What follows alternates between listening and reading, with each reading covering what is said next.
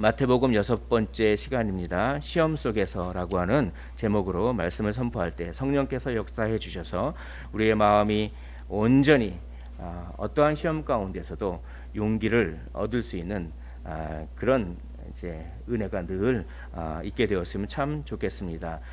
우리는 항상 시험 가운데 사실 있는 거나 마찬가지죠. 살다 보면 시험이 없을 날이 없더라고요.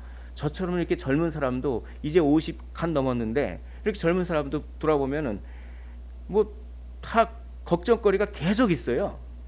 초등학생은 초등학생대로 걱정거리가 있고 중학생은 중학생대로 걱정거리가 있고 다 걱정거리가 있는데 어차피 걱정거리가 있는 거 시험거리도 있고 고난도 있고 막 그런데 우리는 그 속에서 삽니다. 성경은 그 속에서 어떻게 살라고 하는가를 오늘 시험 받으신 예수 그리스도의 모범을 통하여서 우리가 한번 배워보는 시간 되기를 원합니다. 이 말씀을 통해서 어떤 용기를 얻으시고 어떤 원리를 얻으시고 그래서 이제 이후로의 삶이 시험 속에는 있지만 시험에 지배당하지 않는 그런 삶이 되시기를 주님의 이름으로 간절히 축원을 드립니다. 자, 3장 16절에 이렇게 되어 있습니다. 예수께서 세례를 받으시고 곧 물에서 올라오실새 하늘이 열리고 계시가 있다 이런 얘기죠. 하늘이 열린다라는 얘기는 하나님의 성령이 비둘기같이 내려 어떤 비둘기같이 구원과 그런 사명을 딱 주시는 것입니다. 그래서 자기 위에 임하심을 보시더니라고 합니다. 성령 충만을 받으셨어요. 물에서 탁 올라오시자 성령 충만을 받으셨으면 이제 사역을 시작하면 되겠구나 이렇게 생각하는 게 당연하지 않습니까? 그런데 곧바로 사역을 시작하는 것이 아니라 광야로 나가십니다. 그것도 누가요?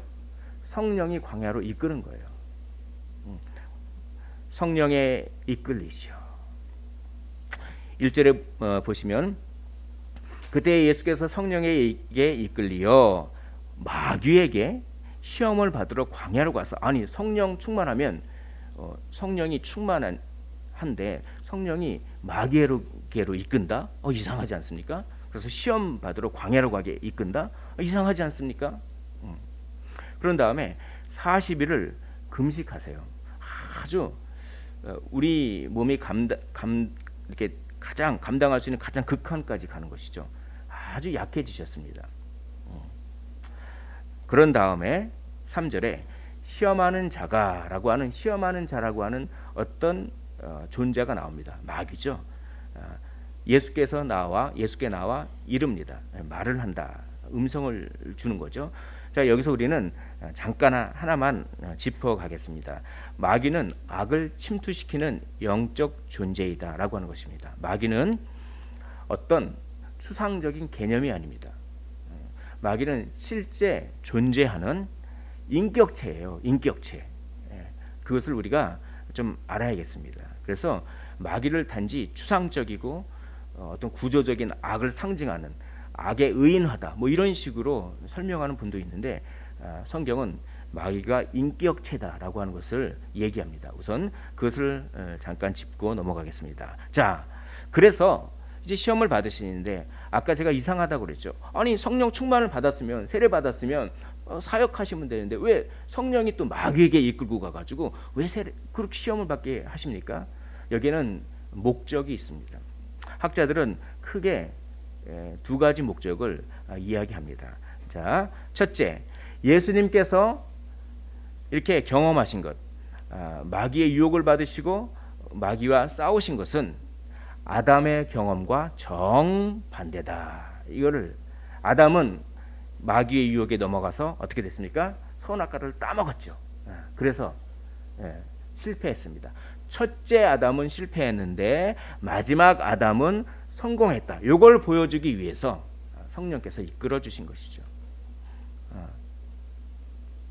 또 두 번째, 이 예수님의 이 경험은 이스라엘 백성의 광야 생활의 경험과는 정반대이다. 이스라엘 백성들이 광야에서 얼마나 많은 은혜를 받았습니까? 뭐 낮에는 구름 기둥이요, 밤에는 불 기둥이요, 또 만나를 내려주시고 고기 없다고 불평하니까 메추라기 고기도 그냥 60만 명이 먹을 것 고기가 그냥 엄청나게 많이 그런 은혜를 받았으면서도 불평하고 뭐 그냥 제 모습을 보는 것 같이 받은 은혜가 얼마나 많은데 그 조금 없는 거 그것 때문에 불평하고. 그러니까 이스라엘 백성이 광야에서 그 40년 동안의 생활이 예수님께서 광야에서 40일 이게 딱 이렇게 같이 묶여지는 거예요. 그러니까 이스라엘은 광야에서 온전히 성령을 의지하지 못했습니다. 실패했어요. 그러나 예수님은 동일한 광야에서 40일간 금식하신 후에 시험을 이기심으로 말미암아 이스라엘의 실패를 회복시켰다. 이거를 보여주기 위해서 성령께서는 이렇게 이끌고 가시는 것입니다. 결국 승리의 원형, 여러분 어떤 원형이 있으면 틀이 있어요. 빵 틀이 있습니다. 빵 틀에다가 찍어내면 그 똑같은 틀에다 찍어내면 어떡합니까? 그 원형하고 모양이 똑같이 되죠. 그러니까 예수님이 승리의 원형이 되세요. 그러니까 예수님을 믿는 우리도 똑같이 승리한다는 것입니다. 자, 이거를 알려주기 위해서 성령은 예수님을 마귀에게로 이끌어서 시험받게 하신 것입니다. 뭡니까? 예수님이 승리하셨듯이 이제는 예수님을 따르고 믿는 우리도 승리할 수 있다. 이걸 알려주기 위해서. 맨날 죄와 싸움이 있잖아요. 근데 맨날 지잖아요, 사실. 그런데 성경은 너희는 이길 수 있다. 이게 성경입니다. 이게 교만한 게 아닙니다. 그 차이를 설교 후반부에 또 말씀을 드리겠습니다. 아무튼 예수님께서 승리하셨으니 예수님은 승리의 원형이 되었으니 예수님을 믿는 우리도 똑같이 승리할 수 있다. 예수님은 실패를 만회하신다. 그리고 새로운 회복의 시작을 하시는 분이다. 이걸 알려주기 위해서 성령이 마귀에게로 이끄시는 것입니다. 예수님의 시험은 이스라엘의 역사를 승리적으로 재현한다. 이렇게 표현합니다. 실패를 회복하고 새로운 시작을 여시는 분. 사랑하는 성도 여러분, 우리가 실패를 계속 반복하더라도 예수님은 계속 새롭게 시작하십니다. 그것을 붙잡으시기를 원합니다. 예수님이 승리의 원형이 되십니다. 그래서 우리의 승리를 보증하시는 거예요. 예수님을 붙잡으십시오. 예수님을 꽉 붙잡으면 우리의 능력이 아니라 성령의 능력으로 우리가 승리하게 된다라고 하는 원리를 오늘 본문에서 이야기합니다. 자, 무슨 시험을 받으셨나요? 시험의 내용을 한번 간단하게 살펴보겠습니다. 3절에 보면 내가 만일 하나님의 아들이거든 명하여 이 돌들로 떡덩이가 되게 하라.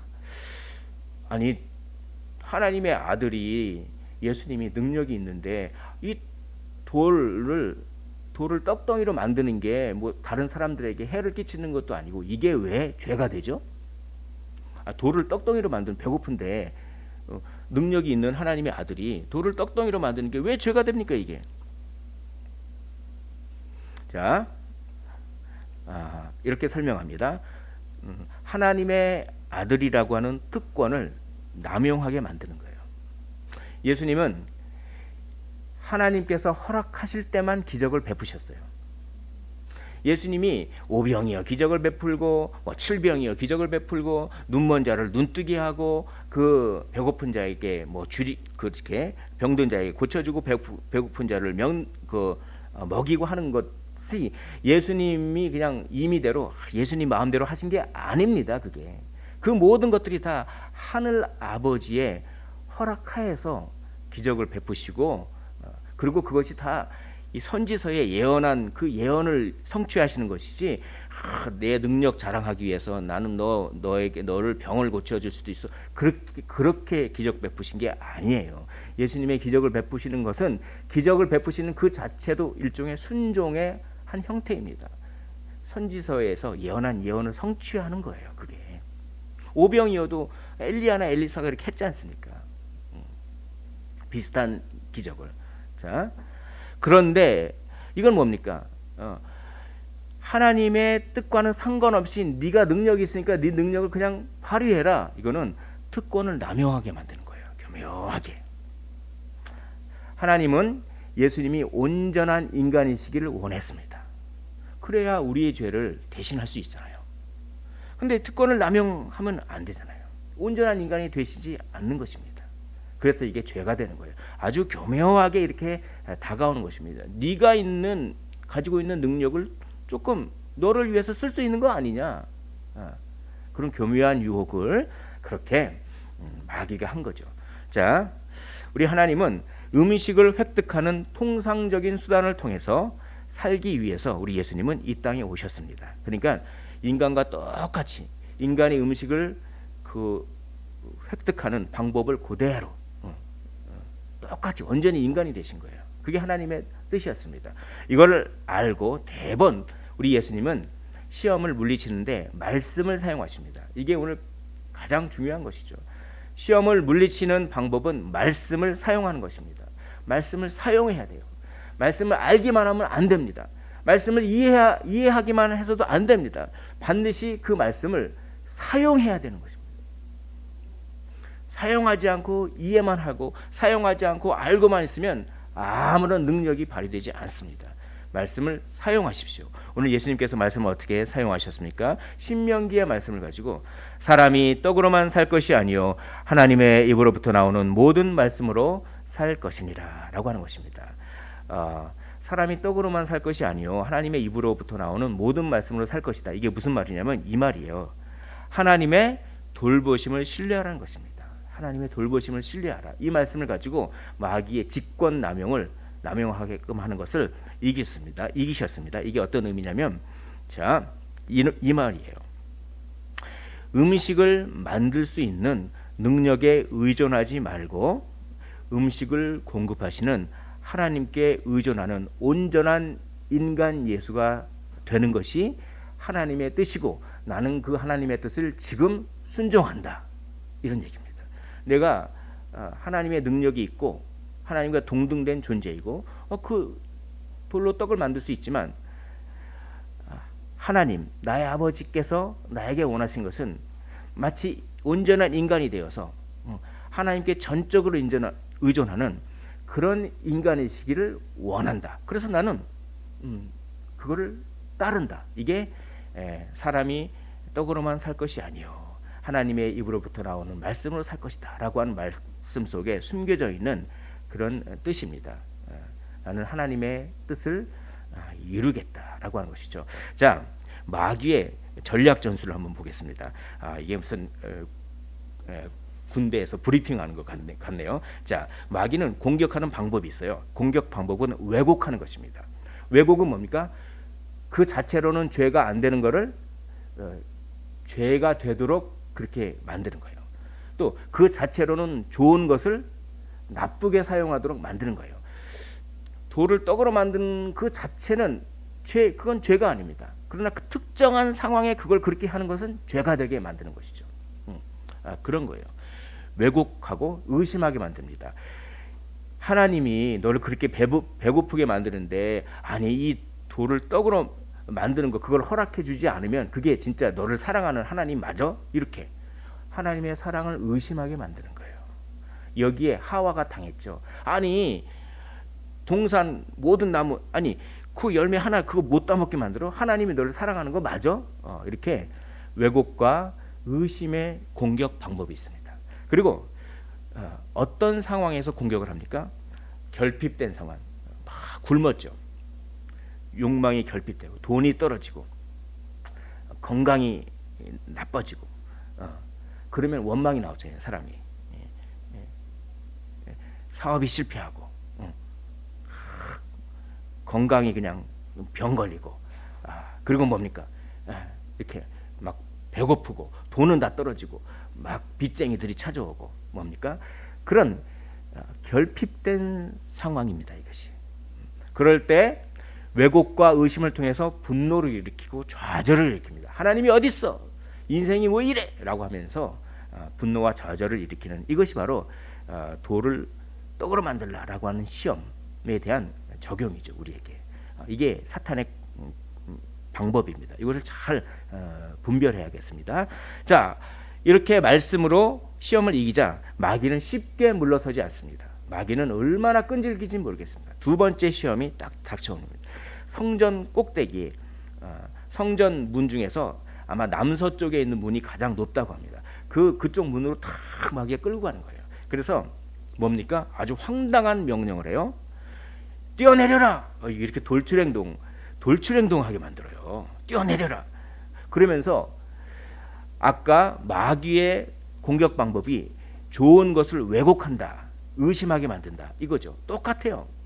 성경도 왜곡시킵니다. 성경을 인용해요. 시편 91편을 그가 너를 위하여 그의 사자들을 명하시리니 그들이 손으로 너를 받들어 발이 돌에 부딪히지 않게 하리로라. 네가 한번 뛰어내려봐라. 뛰어내리면 만약에 네가 하나님의 아들이고 하나님이 너를 사랑한다면 네가 뛰어내리면은 천사들이 와서 너를 탁 받아줄 거다. 이게 성경에도 있지 않느냐. 이렇게 왜곡시킵니다. 그리고 의심하게 만들어요. 진짜 하나님이 너를 사랑하는지 맞는지 한번 시험해봐라. 이런 것이죠. 하나님이 돕는 자, 천사를 보내시는 것으로 하나님이 너를 사랑하는 것을 한번 입증해 보아라. 이런 얘기입니다. 우리는 이런 욕구가 있어요. 확인 욕구.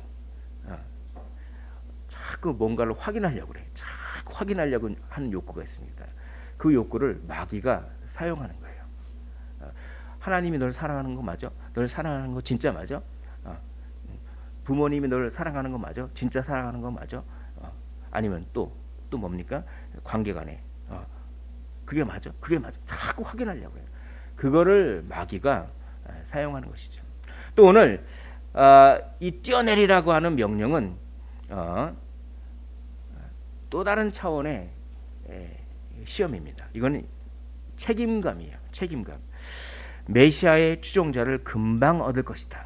넌 지금 사명을 감당하기 위해서 왔잖아. 너는 메시아의 역할을 해야 되잖아. 그러려면 추종자들을 얻어야 되잖아. 근데 만약에 네가 언제 그 추종자를 그 전도에 미련한 방법으로 언제 그 추종자를 얻겠니? 그냥 성전에서 네가 뛰어내려봐. 그러면 뛰어내리는데 성전 왜 하필이면 성전입니까? 성전에 많은 사람들이 있었어요.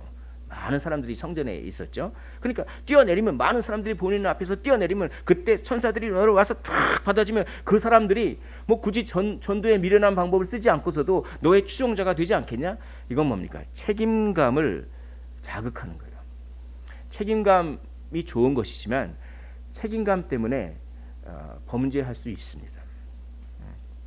책임감 때문에 그거를 마귀가 교묘하게 책임감이라고 하는 좋은 것을 왜곡시키는 것이죠. 자꾸 확인하려고 하는 그 확인하는 것도. 자, 그래서 이거는 왜 죄가 되냐면 바로 하나님을 통제하기 때문에. 그러니까 뭡니까? 아주 이 돌출 행동을 함으로 말미암아 하나님이 천사들을 억지로 보내시게 만들려고 하는 하나님을 통제하려고 하는 거예요. 이거는 스스로 하나님이 되려고 하는 그런 마음이죠. 원래 어떻게 됩니까? 원래 하나님이 다스리시고 우리는 순종해야 되는데 하나님이 우리를 통제하시고 우리는 거기에 순종하는 건데 이거는 하나님을 통제하려고 하는 거예요. 내가 내려뛰겠다 이렇게. 그래서 이것이 죄가 되는 것입니다. 자, 그러자 우리 주님께서는 또 말씀을 사용하십니다. 다시 한번 말씀을 드릴게요. 말씀을 알고 이해하고 믿는 것 중요하지만 반드시 그 말씀을 사용해야 됩니다. 언제 사용할까요? 기도할 때 사용하십시오. 기도할 때. 그리고 생활 가운데 늘 말씀을 묵상하면서 그 말씀을 사용하십시오. 자, 주 너의 하나님을 시험하지 말라라고 이렇게 말씀으로 이야기합니다. 말씀을 사용하십니다. 진정한 신앙의 본질은 무엇이냐면 하나님이 이미 선포한 말씀을 믿는 거예요. 자, 세례 딱 받을 때 하늘에서 소리가 났습니다. 성부 하나님께서 소리가 나. 이는 내 사랑하는 자다. 이렇게 소리가 나왔어요. 성부 하나님께서 말씀을 하신 거잖아요. 그러면 그 말씀을 들었잖아요. 들으면 이제 굳이 그 말씀을 계속 확인할 필요가 없어요. 말씀을 듣고 읽고 믿으면 됩니다. 믿고 순종하면 되는데 우리 인간은 연약한지라 진짜 날 사랑할까? 하나님이 날 사랑한다는 것을 성경에 읽고 믿고 하나님은 또 얼마나 그 우리를 사랑하는 경험을 많이 준지는 모르겠습니다. 그 얼마나 많은 경험을 우리가 했잖아요. 우리를 도와주시는 때를 따라 돕는 그 하나님을. 그런데도 또 확인하려고 해요. 또. 그러나 신앙의 본질은 하나님의 말씀을 선포된 하나님의 말씀을 우리가 취하고 다른 어떤 확증을 필요함 없이 그 말씀에 순종하는 것입니다. 다른 어떤 확증을 필요로 하기 때문에 왜곡됩니다. 무슨 영적인 어떤 사람들은 영적인 경험이 있어야 된다고 하고 신비주의로 빠지기도 하거나 그렇게 기록된 하나님의 말씀을 읽고 그것을 취하십시오. 그리고 그걸 믿고 순종하면 됩니다. 자, 마귀가 왜곡과 의심으로 공격해서 이제 어떤 상황입니까? 확인하려고 하는 마음이 있을 때 그걸 공격하는 거예요. 확인하려고 하는 의심, 또 책임감을 공격하는 것입니다. 그래서 극단적인 행동을 하게 하고 돌출 행동을 하게 돼요. 돌출 행동. 나 뛰어버릴래. 돌출 행동 저도 충동이 있더라고요. 그냥 어떨 때 그러냐면 일이 잘 안 되면은 그리스도인들은 어떻게 생각해야 되냐면 일이 잘 안 되면은 그것도 하나님이 허락하신 것이다. 여기에 선한 뜻이 있다. 이 환경 안에 선한 뜻이 있다라고 하면서 안 되더라도 계속 어떻게 합니까? 포기하지 않고 그 상황에 계속 맞서 싸워가는 것이 그것이 성경이 얘기하는 건데 너무 지치면은 에이 안 해버려 이렇게 이게 딱 이겁니다. 에이 뛰어내려 버려. 아예 안 해버려. 이게 마귀가 제일 좋아하는 거예요. 로이드 존스는 이렇게 설교했습니다. 마귀는 극단을 좋아한다. 극단을 좋아해. 그냥 표현을 하더라도 극단적으로 표현하기를 좋아하고 뭐 행동을 하더라도 그런 방향을 마귀는 좋아하는데 그런 것이죠. 그러나 우리는 계속 싸워야 되는 거예요. 이거를. 그게 영적인 싸움입니다. 자, 마귀는 포기하지 않습니다.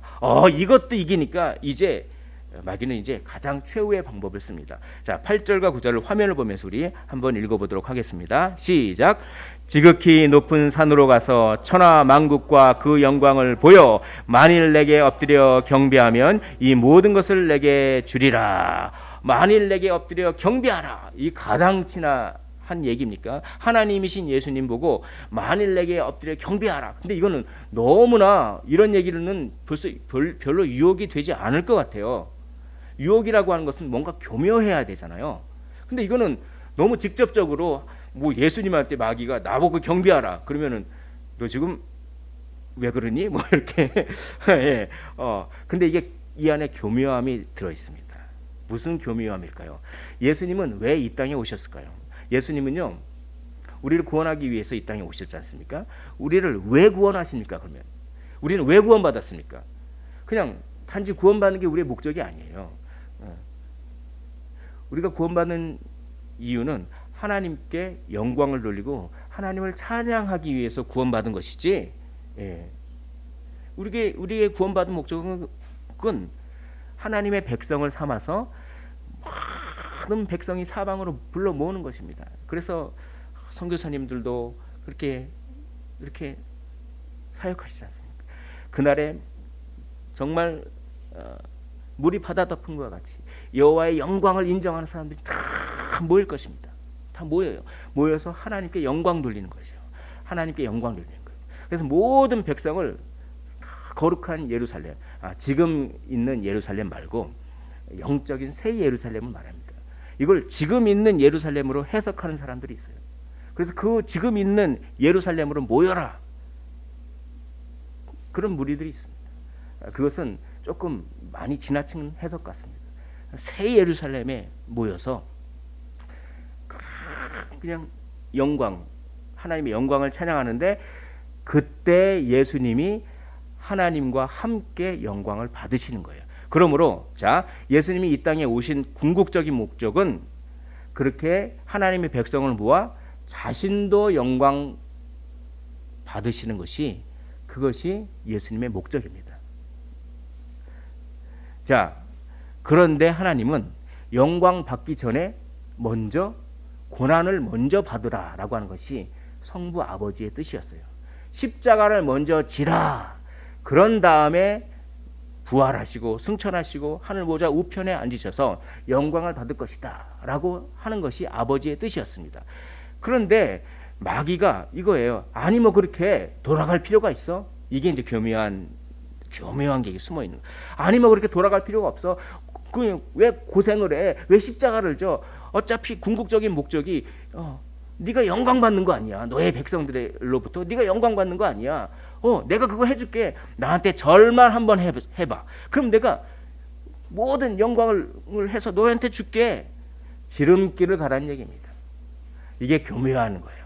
왜 돌아가? 왜 사서 고생을 해? 왜 십자가를 져? 그거 지지 마. 어차피 궁극적인 목적은 영광 받는 거 아니야. 네가 너의 백성들로부터. 그거 하지 말라니까. 나한테 절만 해봐. 그러면 내가 영광 받게 해줄게. 뭐하러 돌아가? 효율을 추구하는 것은 참 좋은 일이지만 그 좋은 것을 교묘하게 됩니다. 효율을 추구함으로 말미암아 하나님의 뜻을 어떻게 합니까? 저버릴 수도 있는 것입니다. 우리가 하나님을 우리의 주인으로 모신다고 하는 것은 뭡니까? 하나님의 방법을 인정한다는 것입니다. 하나님의 방법은 세상이 보기에 미련한 방법도 얼마나 많은지 모르겠습니다. 그냥 아까처럼 하나님이 짠 나타나서 내가 하나님이야, 나를 믿어야 구원돼. 그러면 얼마나 사람들이 그냥 믿겠습니까? 그런데 하나님은 그냥 고생하면서 전도의 미련한 방법으로 하나님의 백성을 모으는데 이게 어떻게 효율적입니까? 이게 지름길입니까? 아니에요. 그러나 이것이야말로 하나님의 구원을 주시는 능력이 된다라고 고린도 교회 편지에서 바울이 얘기하는 것입니다. 바로 그것입니다. 우리는 우리 교회도 교회 성장하기다 뭐 이런 것들 마케팅이 들어오고 효율이 들어오고 그것도 좋은 것이지만 그게 주가 되면 안 되는 것이죠. 진짜 교회의 본질은 무엇입니까?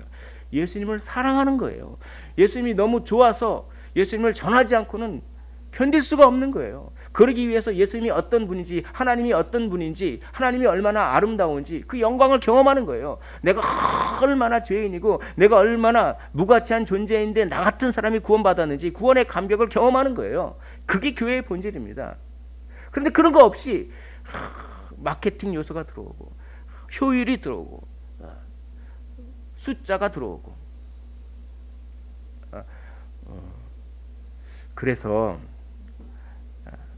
그런 거 하지 말라고 좀 멈추라고 이런 전염병도 허락하시지 않았나 이런 생각도 제가 많이 해봅니다.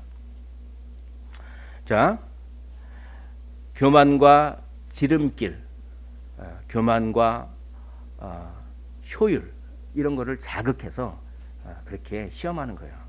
이게 아주 교묘한 것입니다. 그럴 때 우리 주님께서 또한 말씀을 사용하십니다. 사탄아 물러가라.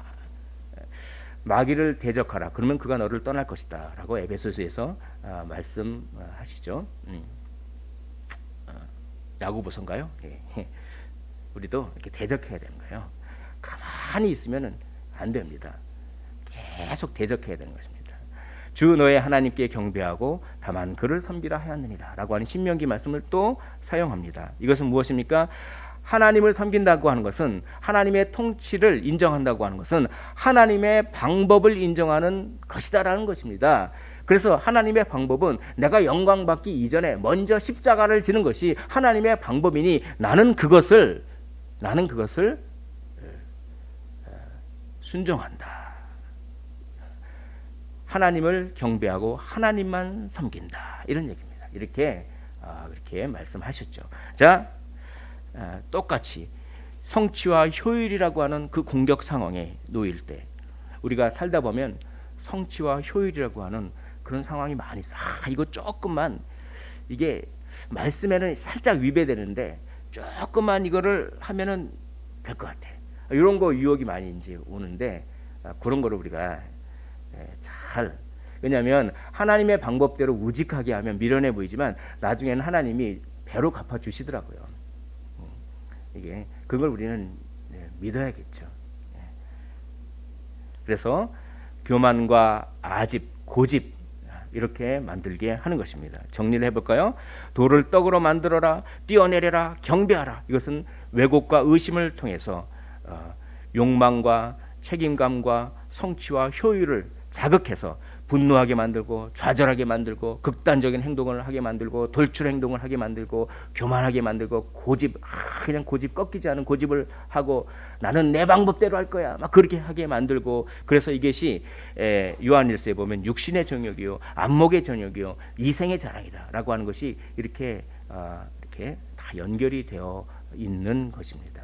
이것을 중요한 것은 예수님이 이기셨다는 것입니다. 우리는 이걸 잘 못 이기잖아요. 근데 일단 우리는 못 이기더라도 일단 우리의 승리의 원형 대신 예수님은 이겼기 때문에 이러한 것들을 우리가 이길 수 있다고 하는 것입니다.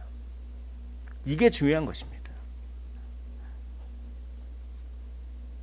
인간 예수의 승리. 그래서 우리는 이제 승리를 향하여 나아가야 되는 것입니다. 시험 가운데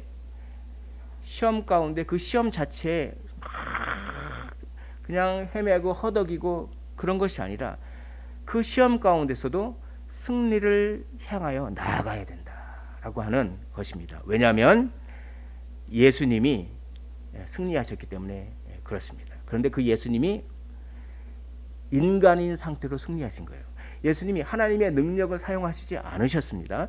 하나님의 신성을 사용하시지 않으시고 오로지 인성을 사용하셔서 성령을 의지하셔서 성령의 능력으로 시험을 이기신 거예요. 그러니 우리에게 희망이 있는 것입니다. 이게 중요합니다. 이게 11절에 이에 마귀는 예수를 떠나고 그렇게 말씀을 사용하니까 마귀에게 저항하니까 마귀가 예수를 떠납니다. 할렐루야. 우리도 마귀에게 저항하십시오. 마귀가 떠납니다. 그리고 천사들이 나와 수종됩니다. 윌킨스는 이렇게 얘기합니다. 예수는 그의 신성 속에서 시험을 당하신 것이 아니라 그의 인성 속에서 모든 점에서 우리와 같이 하지만 죄는 없으신 상태에서 시험을 당하셨다. 이것이 왜 중요합니까? 예수를 시험에서 이기게 하신 성령의 능력, 예수님이 하나님의 능력이라기보다는 성령의 능력으로 온전한 인간으로서 성령을 의지해서 성령의 능력으로 시험을 이기셨는데 예수님을 시험에 이기시게 하신 성령, 그 성령을 지금 우리도 갖고 있다는 것입니다. 이게 중요합니다. 그래서 우리는 성령을 의지할 때 예수님이 시험에 이기셨듯이 우리도 이길 수 있다라고 하는 그 교훈을 받습니다. 동일한 성령을 의지할 때 시험에서 이길 수 있습니다. 그런데 시험에서 많이 이기십니까? 질 때가 참 많은 것 같아요. 저는 그건 뭐냐면 예수님은 우리랑 다른 게 있는데 죄성이 없으십니다. 죄성이. 우리는 죄성이 있어요. 죄성이 있기 때문에 또 예수님은 온전히 성령을 의지하셨습니다. 그런데 우리는 온전히 성령을 의지하지 못합니다. 그래서 우리는 예수님처럼 완벽하게 온전히 승리할 수는 없습니다. 그러나 적어도 승리를 향하여 나아갈 수는 있다는 것입니다. 할렐루야. 할렐루야. 자, 이제 구체적인 방법을 말씀드리고 설교를 마치려고 합니다. 성령을 의지한다고 하는 것은 도대체 우리가 구체적으로 어떻게 실천할 수가 있는가? 그것을 몇 가지만 말씀드리고 마치려고 합니다. 자, 첫째, 유혹하는 환경에 대한 올바른 가치를 인정하십시오. 내가 지금 어렵고 힘든 상황이 가치가 있다고 하는 것입니다. 유혹은 동시에 훈련입니다. 유혹은 마귀의 입장에서는 하나님으로부터 멀어지게 하는 것이지만 똑같이 그 상황을 하나님은 사용하셔서 우리의 성품을 훈련시키는 거예요. 그러니까 똑같은 환경이 마귀의 입장에서는 유혹이 되지만 그 똑같은 환경을 하나님의 입장에서는 훈련이 되는 것입니다. 그래서 우리는 훈련받는 거예요. 훈련받는 거예요. 그래서 그 훈련 받아서 나중에 그게 전부 상급이 됩니다. 예수님이 다시 오시거든요. 예수님이 다시 오시면 상급이 있어요. 우리는 의의 심판을 받습니다. 형벌의 심판은 예수 안 믿는 사람이 받고 재림주의 앞에서 우리는 의의 심판을 받는데 너 훈련 많이 받았구나. 그러면서 하나님의 그 사랑의 무한한 상급 그걸 받아요. 환경에 대한 올바른 가치를 인식하셨으면 좋겠습니다. 두 번째, 승리할 수 있다는 믿음을 가지십시오. 마귀의 가장 교묘한 거짓말이 이겁니다. 너는 죄에서 이길 수 없어. 아예 싸움을 시작조차 못하게 하는 그 교묘한 속임수를 거부하라고 마틴 로이즈 존스는 설교했습니다. 마귀가 이렇게 속삭인다고 하죠. 네가 죄와 싸우겠다고? 참, 어제 네가 했던 행동을 생각해봐라. 그저께 네가 실패했던 그 실패를 생각해봐라. 이렇게 한답니다. 그럴 때 물론 나는 그렇지만 계속 이 성령을 의지하면서 나는 다시 한번 승리를 향하여 나아갈 수 있다라고 하면서 말씀을 계속 사용하라고 하는 것입니다. 이것이 성령을 의지하는 거예요. 시작조차도 못하게 만드는 그 마귀의 교묘한 거짓말을 이겨내라라고 믿음의 선배들이 설교합니다. 자, 도와달라는 간구, 주님, 주님 하면서 도와주십시오, 도와주십시오, 도와주십시오. 제 마음이, 제 감정이 올라오고 있습니다. 도와주십시오. 뭔가 이 충동이 일어나고 있습니다. 도와주십시오, 도와주십시오. 이렇게 기도하면서 하나님의 말씀을 사용하는 것이죠. 하나님의 말씀을 사용하는 것입니다. 가장 중요한 게 말씀을 사용하는 것인데, 자, 우리가 감정이나 의지나 이런 걸로 특별히 감정적인 것으로 하면 시험을 이길 수가 없어요. 근데 우리는 항상 감정이 먼저입니다. 감정이 먼저이기 때문에 많이 져요. 그러나 성경은 내 감정은 막 죽겠고 힘들고 슬프고 막 그런데 일단 감정과 상관없이 이해를 하라고 합니다. 이해를. 말씀을 통해서 지금 벌어지고 있는 상황에 대한 올바른 이해를 하라고 하는 것입니다. 그러면 감정이 추스려진다고 하는 것이 성경의 원리예요. 그러니까 막 도와달라고 기도하면서 나는 이길 수 있다고 믿음을 갖고 이 환경은 가치가 있는 환경이야. 어려운 환경이더라도 가치가 있어 라고 하면서 말씀을 사용하면서 사용하는 것입니다. 하나님을 사랑하는 자, 그 뜻대로 부르심을 입은 자들에게는 모든 것이 합력하여 선을 이루느니라. 이런 말씀을 사용하십시오. 이 말씀이 이 환경이 너무 힘들고 나를 유혹하는 환경이더라도 말씀은, 내 감정은 어렵더라도 말씀은 이렇게 얘기한다. 모든 것이 합력하여 선을 이룬다고 말씀은 이야기한다. 그러니 내가 지금 이 환경 때문에 당하고 있는 감정은 사실은 실제가 아니다. 사실은 진실이 아니다. 내 감정이 그럴 뿐이지 진짜인 것처럼 느껴질 뿐이지 진짜는 말씀이다. 진짜는 이 환경이 어떤 식으로 나에게 유익을 준다고 하는 선포된 말씀이, 내 감정은 그렇지 않더라도 이 선포된 말씀은 그게 진리다. 그게 진짜다. 그게 실상이다. 나는 지금 허상을 보고 있고 내 감정은 지금 허영심에 속고 있다. 라고 하면서 말씀으로 그렇게 하셔야 됩니다. 이걸 계속 말씀을 사용하십시오. 그래서 그런 경건 훈련을 청교도들이 많이 했죠. 그리고 마지막으로 하나님의 뜻, 하나님의 목적을 생각하십시오. 그래서 이것이 하나님이 기뻐하시는 일인지를 자꾸 물어보는 것입니다. 자, 유혹하는 환경에 대해서 올바른 가치를 인식하시고 승리할 수 있다는 믿음을 가지고 포기하지 마시고 도와달라고 계속 간구하시면서 내 감정과 상관없이 말씀이 실상이다, 말씀이 진짜다라고 그걸 믿으십시오. 그리고 하나님이 기뻐하시는 것인지를, 이 행동이 하나님이 기뻐하시는 것인지를 계속 물어보십시오. 그럴 때 마귀는 떠나갑니다. 유혹은 실제의 왜곡과 관련이 있다. 그러므로 그것의 해독제는 성경의 진리에서 온다. 예수는 사탄의 권세에 대항하여 하나님의 아들로서의 권세로 맞붙어서 영적인 팔씨름 경기를 하지 않으신다. 그럼 예수는 어떻게 싸우시는 건가요? 우리가 마귀가 있고 위수가 있고 막 팔씨름하는 그런 그림도 있는데 그렇게 싸우시지 않는다는 것입니다. 예수님은 이렇게 싸우십니다. 다만 성경의 진리를 사용하여 실제에 대한 이해로 이끄신다라고 하는 말씀입니다. 예수님은 성경을 사용하셔서 지금 벌어지고 있는 것의 실제는 성경에 기록된 것이 실제지 내가 지금 경험하고 있는 나의 감정 상태가 실제가 아니다라고 하는 것입니다. 그걸 예수님은 그렇게 이기신 거예요. 존 오웬은 이렇게 얘기합니다. 죄가 우리에게 역사하는 방법은 속임과 강압이라고 얘기해요. 존 오웬은 아주 유명한 청교도죠. 청교도의 황태자입니다. 죄는 우리에게 속여서 반감을 일으킵니다. 나중에 기회 있을 때 더 자세히 말씀드리겠습니다. 죄는 속여요. 속여서 반감을 일으켜요. 항상 반감을 일으킵니다. 그래서 역사예요. 두 번째, 죄는 강압이 있습니다. 그런 행동을 해라고 하면서 강압을 합니다. 힘이 있어요. 그걸 이렇게 표현합니다. 물줄기가 있어요. 물줄기가 쫙 강이 있어요. 물이 불었습니다. 강이 엄청나게 거기 댐이 있어요. 근데 강이 너무나 많이 부르면 댐 위로 넘쳐 흐르고 물이 힘이 얼마나 센지 모르겠더라고요. 댐도 터지더라고요. 그 콘크리트 그런 게 바로 죄가 그렇다는 것입니다. 죄가 그렇게 강압을 해요. 죄의 물줄기가 우리 안에서 음성으로 너는 그 행동을 해야 되지 않냐라고 계속 얘기합니다. 그걸 강압이에요. 힘이 있습니다. 죄는.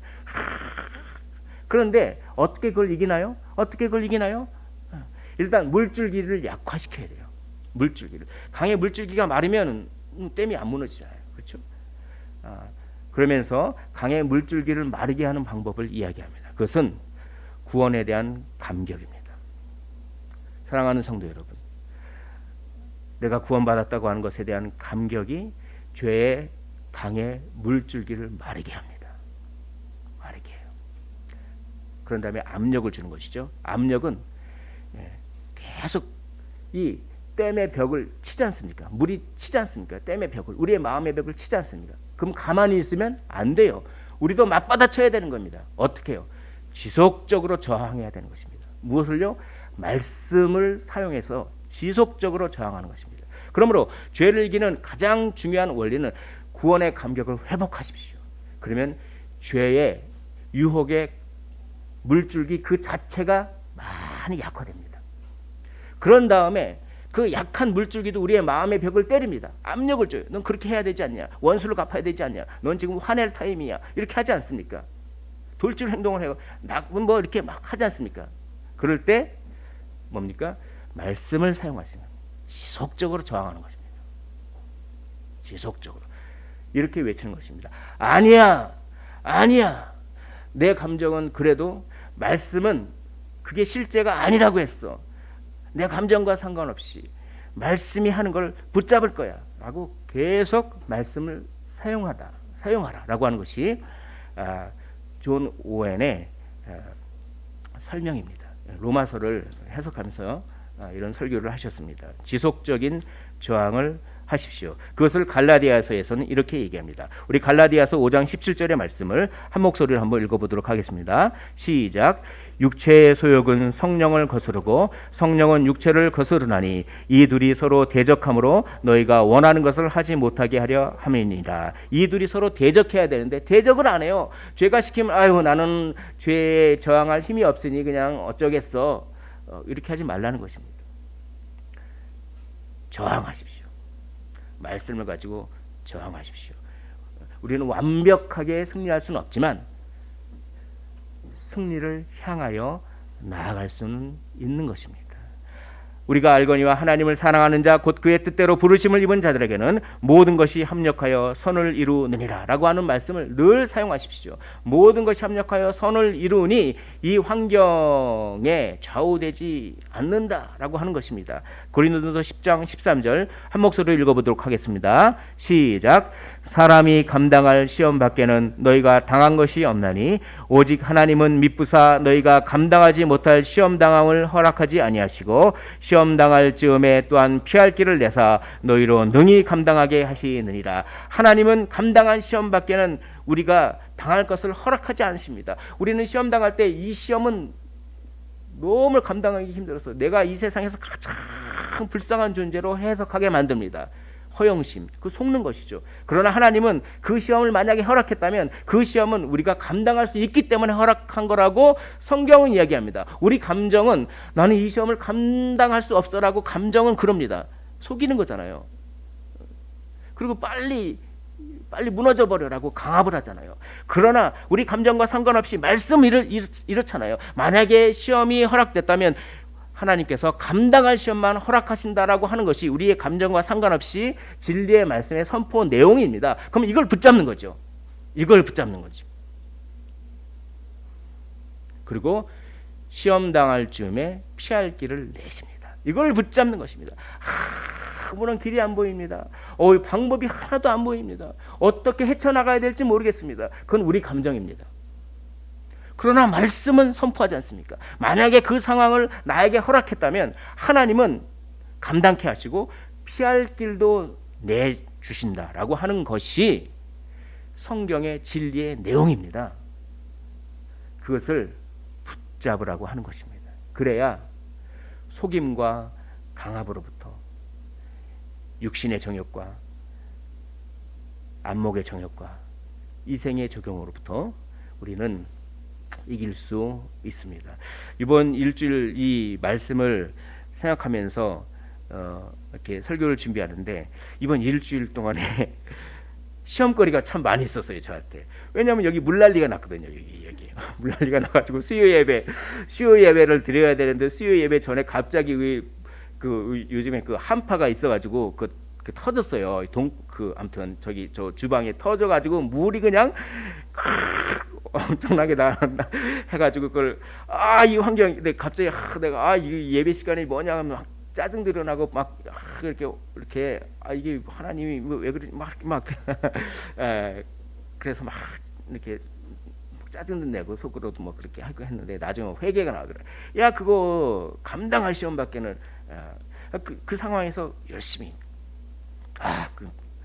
그러자 또 이제 그렇게 마음 먹어서 화장실이 고장이 나버리네요. 우리 상가 밑에 남자 화장실이 어떤 사람이 와가지고 억지로 그걸 꽉 했는지 열리지도 않아요 지금. 그래서 지금 참 죄송스러운 일이지만 여자 화장실에서 제가 오늘도 그런 거 보면서 그 상가 사람 뭐 자기 물건 아니라고 해서 뭐 이렇게 마음대로 쓸 수 있고 막 이렇게 불평이 일어나려고 하는 순간 그거는 환경과 그건 마귀가 그렇게 생각하게 하는 거예요. 일단은 거기 안에 합력하여 선을 이룬다고 거기 안에도 선한 뜻이 있어. 있어. 내 인격에 오래 참음 같은 선한 뜻이 있겠죠. 그러면서 하나님께서 감당치 못할 시험을 허락하시지 않았다. 이 말씀이 생각이 났습니다. 우리는 시험 그 자체를 피할 수가 없어요. 늘 시험입니다. 시험을 피하려고 생각하면 안 됩니다. 아예 시험 속으로 들어가십시오. 말씀을 가지고 시험 속으로 들어가시기를 원합니다. 말씀을 정리하도록 하겠습니다.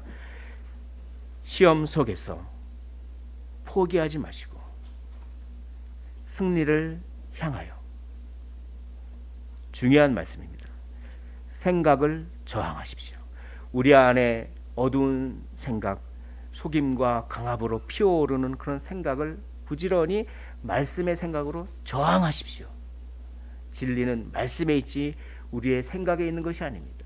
실상은 말씀에 있지 우리의 감정에 있는 것이 아닙니다. 말씀으로 생각을 저항하십시오. 그러면 승리를 향하여 나아갈 수 있습니다.